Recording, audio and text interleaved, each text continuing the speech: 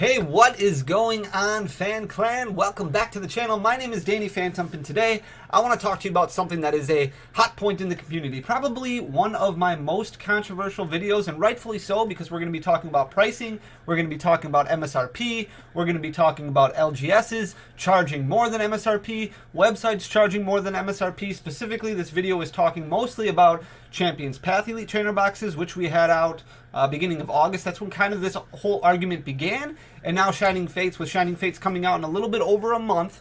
We've got about a month and 9 days until Shining Fates makes its debut. Elite Trainer boxes all over the web are either sold out or they're very expensive, much more expensive than MSRP. When we're talking MSRP for an Elite Trainer box of Shining Fates, that is going to be at that $49.99, that $50 mark. You get 10 packs, you get the promo card. Very typical for what Pokemon institutes when it comes to their holiday set Elite Trainer boxes, their special set Elite Trainer boxes. So I do not want to start arguments. I do not want to start any... I want to keep it as civil as I can here. And what I want to do is kind of give you guys information so that way you can make your best judgment when it comes to having an opinion on pricing and things like that. Because there is a lot of misconceptions. There's a lot of misguided information, not only involving MSRP, but involving price points that LGS is charged. And at the end of this video, I'm going to talk to you about a way that you might be able to go up to your LGS and get a Shining Fates Elite Trainer box at MSRP. So stick around for that. With that being said, first we want to kind of dive into what MSRP is. So MSRP, we've heard it before, we've talked about it before, manufacturer suggested retail pricing. I'm sure that's no surprise to any of you in here. Basically what that means is what it says. So this is a price point, a list price point that the manufacturer recommends to retailers. You see MSRP all the time when it comes to auto sales like car dealerships. You see MSRP a lot when it comes to higher end electronics. You see MSRP used a lot in stores. Now, MSRP, the big thing to understand in there is suggested. This is a suggested pricing model that manufacturers put on for their product. So when you talk about chain stores, big box stores like Walmart, like Target, like Best Buy, like a lot of these places, a lot of times they're going to be putting objects at MSRP or a little bit lower so that way they can stay competitive with all the other big box stores that are out there. And these big box stores are not going to fluctuate because there are so many of them across the country. So what the prices are here in Wisconsin, the owners and the president and the CEO of Walmart and of Target and of Best Buy, they're going to say, I want my customer to be able to go into a store in Milwaukee, Wisconsin, and I want them to be able to buy a product for the same price as what they will buy it for in Dallas, Texas. That's important to me, and that's important to customers. Now, the tax rates are going to change every once in a while, depending on what location you're in, so some products may be a little bit higher at the end, but for the most part, that MSRP, that suggested retail pricing point, is going to stay the same in a lot of these big box stores. Now, there are some outliers. A company like Meijer, for example, charges more for their trading card games than what a store like Walmart does. Now, they have different discounts in other places, but if you go to Walmart and you buy one of these, or if you go to Walmart and buy one of these new Shining Fates Elite Trainer boxes on opening weekend, you're going to be paying $49.99. If you go to Meijer that same weekend and you find them in stock, you're going to be paying about $54.99 instead. So again, that whole suggested retail pricing is going to be dependent on what the company decides to do, but it is going to be standardized pricing across the entire country. However, and this is a big however, one thing that people don't understand and one thing that people need to understand when it comes to making opinions about this kind of thing is that their price point varies a ridiculous amount when it comes to obtaining these products. So I wanted to create this video mostly because I've seen a lot of opinions, a lot of strong opinions out there, and don't get me wrong, I'm not going to sit here and tell you you're wrong, but I have seen a lot of strong opinions bashing local game stores and bashing people because their prices are too high. And while I do agree that some instances these prices are a little bit out of control and a little bit ridiculous, this video is more designed to try and help you understand a bit why they are coming from that pricing model, so that way you can look at what their margins are like, the difficulties that surround owning a game store, and why it might not be too bad of an idea to try and support your local game store when it comes to a couple of objects, a couple of inventory pieces that are a little bit above MSRP. So with that being said, your local game store, a lot of these online companies, they're going to have specific rates, negotiations that they have done with distributors that they are going to buy product at a certain price point. So when it comes to these Elite Trainer boxes in specific, these Champions Path, these Shining Fates Elite Trainer boxes, they're going to be paying anywhere between $33, $34, $35, $36 per Elite Trainer box. And a lot of that is dependent on so many different things, which we've discussed in previous videos. It depends on how long they've been with the distributor. It depends on how much they spend with the distributor. It depends on how new their shop is, the relationship with the distributor. That's going to determine their allocation. It's going to determine their price point. And then they get that product in, and then they sell it. In most cases, your LGS, your game store, your online place is going to sell it at MSRP because they want to be competitive and they want to get products off of their shelves. However, when you start looking at margins on an Elite Trainer box, for example, something like this, $15, let's say, as a profit margin is not anything fantastic. $15 is going to put you at about 30% profit on one of these Elite Trainer boxes. However, when you go to a big box retail store, they are not paying approximately $35 for an Elite Trainer box. They have standard rates because they order so much. They are not ordering from the same distribution channels. They are getting them from companies like Excel. They are getting them from companies like MJ with Holdings, and they have specific contract negotiations in place to help them out. So when you are going to a Walmart or you're going to a Target or you're going to a big box store to support them and to buy a product from them because it's cheaper, I totally get it, but they're only paying about 50% of that list price. So when you're talking about a specialty ETB like this, they're only paying about $25 for it. And they have added incentives if these products don't sell. So if for some reason they carry something like a Galartin and Galartins don't do well, and after 6 months they're still sitting on a bunch of Galartins, they get 50% of that investment back. So that kind of protects them when it comes to purchasing inventory. However, when it comes to buying those Galartins, they're only paying 50% of what the cost of what the MSRP is for that product. So a specialty ETB like Champion's Path or like Shining Fates, which sell for $50, they're only paying $25 for. So the profit margin for them per ETB is going to be about $25 versus that $15 that we were talking about for a local game store. So that may not sound like a whole lot because it's only about a $10 difference. In the grand scheme of things, if you're talking about 100 Elite Trainer boxes, which really isn't that much, it's 10 cases. A lot of local game stores are going to be able to get 10 cases of something like Shining Fates. When you're talking about 10 cases, you're talking about $2,500 of profit for a big box store versus $1,500 worth of product for a local game store, which is a huge difference. It's a significant difference. It's a substantial difference when a local game store has limited inventory and has a lot of other things on their plate as far as costs go compared to a big box store. So let's look at what those costs are for your local game store. Over the past 10 months, your local game store has been shattered. They have been destroyed. It is a miracle that a lot of these game stores are still open. When you're talking about how difficult it is to open a brick and mortar store, I've looked at it. I've done research. I see many times, I've talked to a lot of people before who say, yeah, game stores could work, brick and mortar stores could work, but it's going to take something unique. It's going to take something special because it's very difficult to turn enough profit that you're going to be able to pay employees, pay for the lights. The profit margins just aren't there. When we've talked about profit margins for a TCG store, for a hobby store, you're happy if you get 20 to 30%. Not 50% like what you might see in a big box store. You're happy if you get 20 to 30%, but you still have employees to pay. You still have health insurance to pay. You still have electricity, heat, garbage pickup, sewer, a lot of other things, and then inventory costs on top of it. And then when you take away a lot of events that drive those sales, like what a lot of local game stores have had to do over the past 10 months, it is crippling.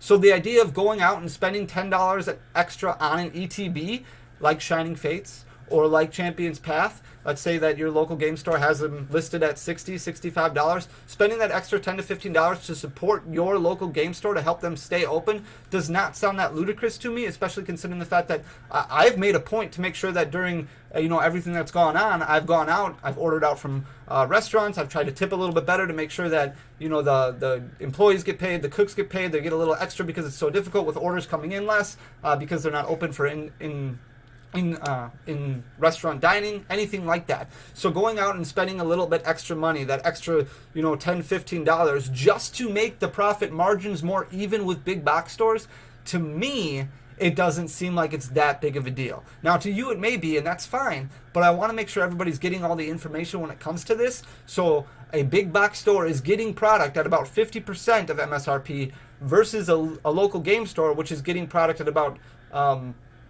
70% of MSRP, so there's a 30% margin versus a 50% margin. That's a big difference in a lot of things, or that's a big thing that a lot of people don't understand or don't take into account when it comes to supporting the local game store. with that being said, there are other things too. A lot of times local game stores are going to up their prices to prevent people from taking profit away from them. So we've talked about scalping before, we've talked about investing before, and there's a little bit misguided information when it comes to a difference between a scalper and an investor. So in my opinion, and again, this is my opinion, a scalper is somebody who's going to go to the store, go to these big box stores, buy out every product that they can at MSRP, and then turn around and sell them right away at their home, whether it be on Facebook Marketplace or Craigslist or eBay or Amazon or whatever, Mercari, let's say whatever sales channel it is that is their preferred method. An investor is somebody who already has a set amount of funds allocated to each set release. Somebody who is going to be investing a certain amount to hold product for years down the road. And I understand there is profit that's being made in both angles. An investor is somebody who's looking for something more long-term. So somebody like a perfect example is Alpha Investments Rudy, somebody who makes very good YouTube videos, somebody who puts out a lot of good content. But you look at him, he's bought tons of product in the past that he holds for a long time and then turns around and sells. I personally don't think there's a whole lot wrong with investors in the game right now, because investors are the reason that we still have vintage product available for sealed collectors, for people who do vintage box breaks. They're the reason that we still have vintage product available right now. So in my opinion, having a lot of people who are putting away cases of product for a long-term investment, to me, I think that's a good idea. They have patience for it. They have, they probably have connections or some sort of store that they've worked out negotiations with before, or they buy straight from distributors.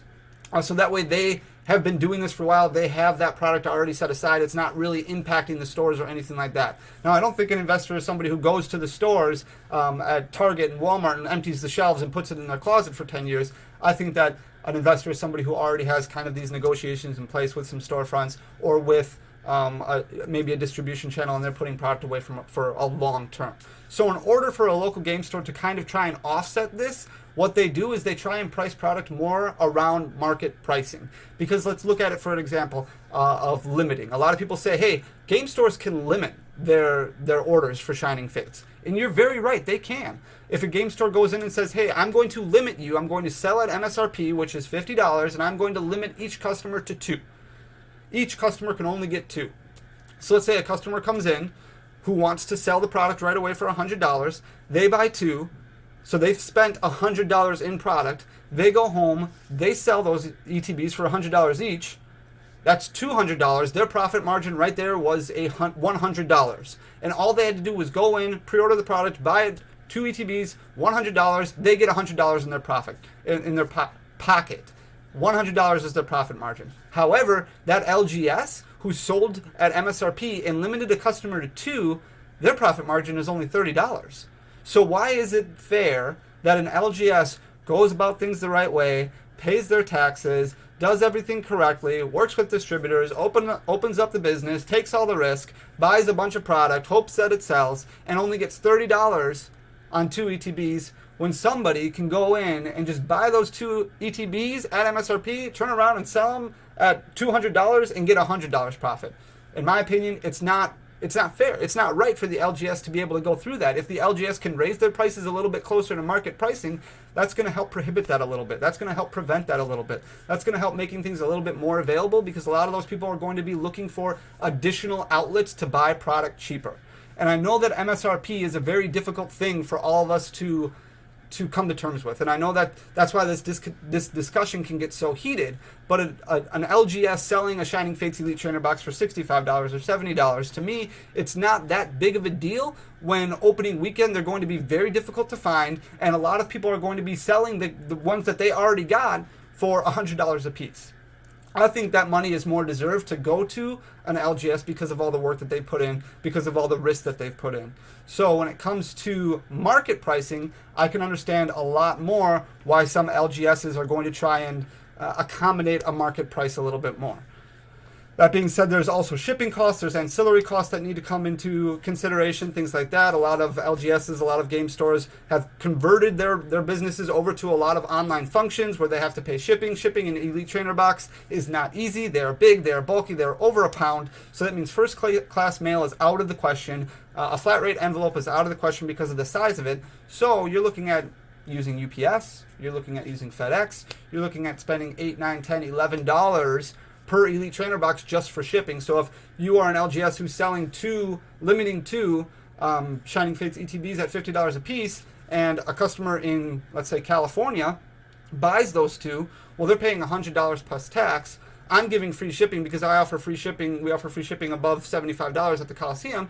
So I'm paying probably about $15 to ship those two ETBs all the way out to California. So all of a sudden, my pricing goes down to $85, which means I'm losing $15 right off of that. So my profit margin on those two Elite Trainer boxes is only $15. So when it comes to an LGS, they have to try and figure out ways, and they have to be careful about it, and I understand that, but they have to try and figure out ways that they can kind of tweak the numbers a little bit, play with the numbers a little bit, and figure out different methods that they don't lose, everything based off of these additional ancillary costs that are coming in, especially now in today's industry, in today's world.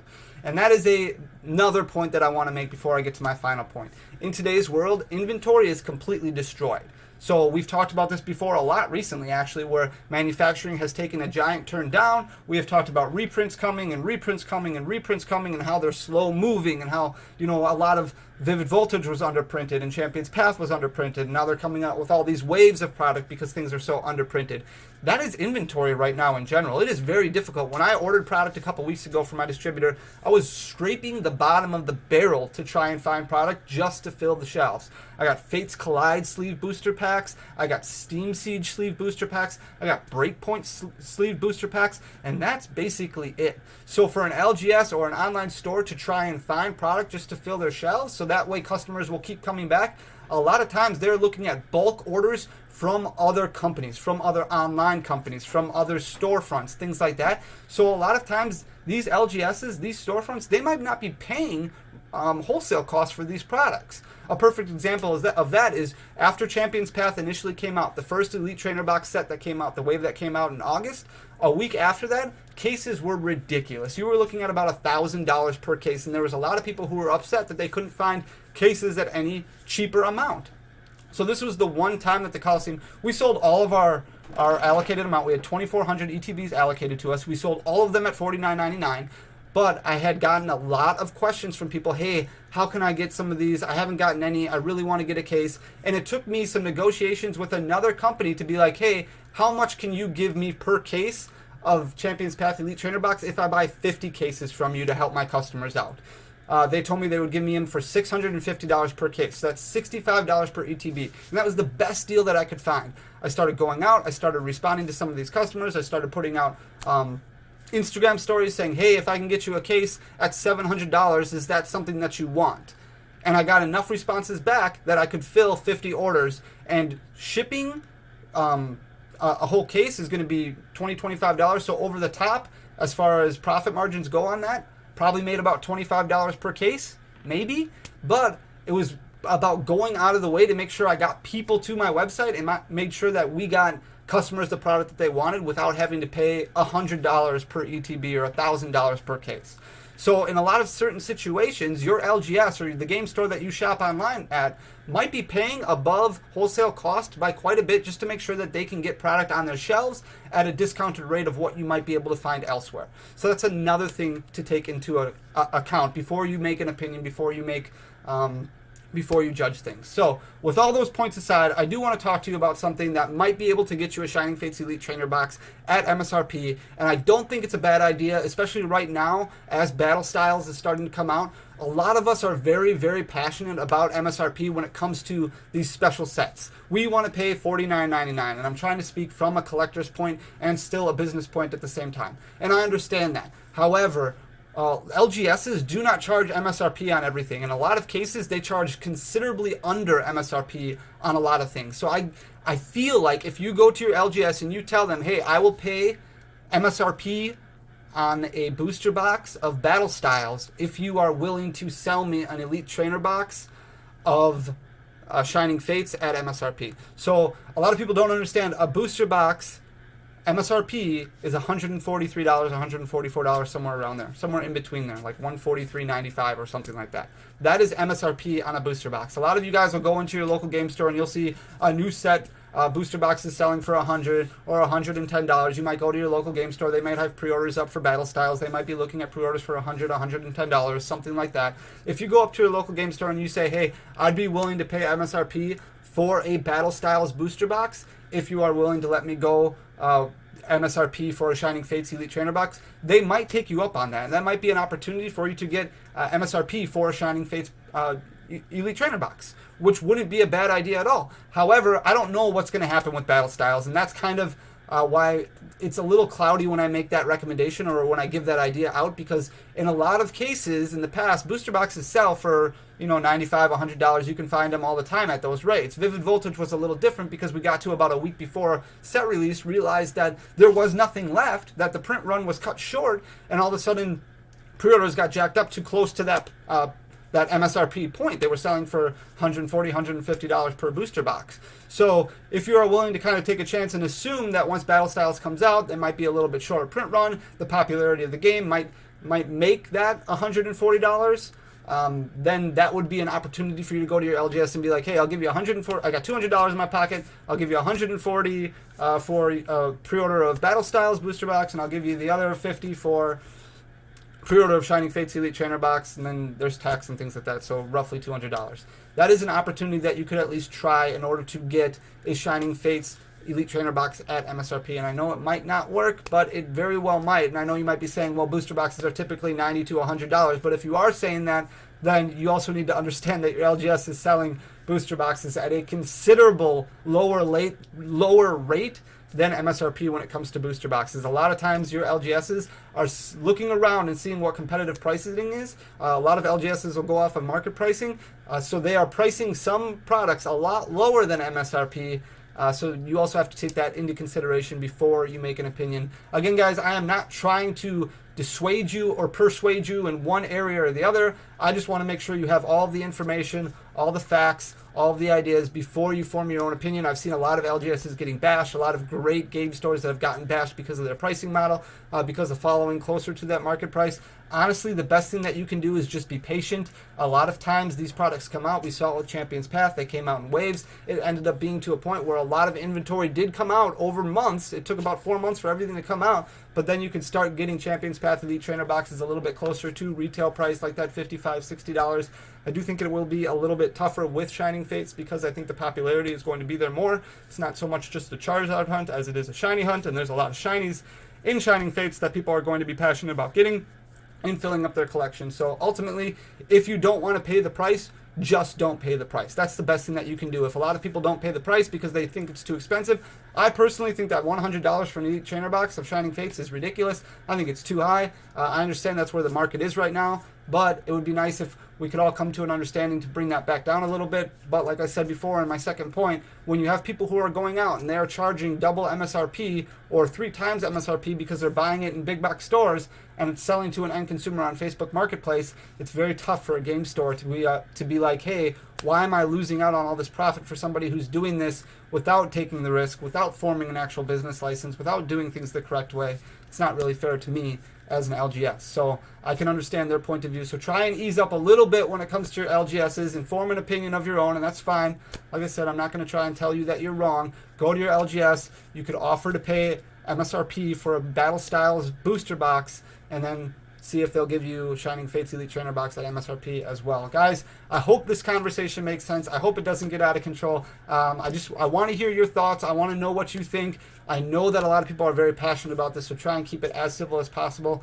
With that being said, you have no need to worry. We're going to continue following our certain retail mark and profit margins and things like that as far as the Coliseum goes. I'm not trying to, like I said, persuade you into a different understanding. I just don't want relationships being busted with your local game store or with your online store because you don't have all the factual information out there. So now that you do, I think it's fair that you go ahead and make an opinion based on things, but hopefully you get a better understanding of where the situation is. I know this video was a little bit longer. I hope you made through it with me to the end. If you did, please hit that subscribe button down below. I would really appreciate it. Leave the thumbs up for this video. That would be awesome. If you could, goes a long way with the algorithm. And I really appreciate you guys coming out. So until next time, peace.